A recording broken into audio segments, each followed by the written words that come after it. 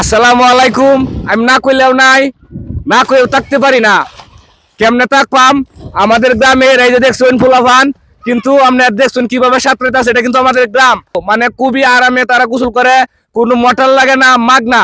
মানে নদীর পানিতে তারা গোসল করে। তুমি এদিকে আসো, তুমি তো আগে লাভ দিছো না? জি তুমি কি সাঁতার জানো? জি ভাই তুমি লাভ দিছো, ব্যথা হয়েছ? জি না তুমি কি সাঁতার জানো? জি তুমি কি সাঁতার জানো? জি লাভ দাও যে ভয় করে না? জি না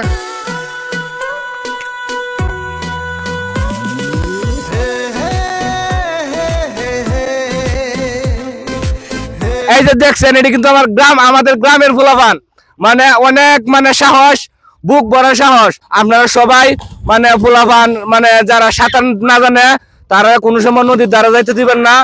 আর আপনারা যারা নদীর পাশে যারা বাড়ি আছে তারা সবসময় ফুলাফান নিয়ে সাথে যাবেন, সাঁতার শিখাবেন।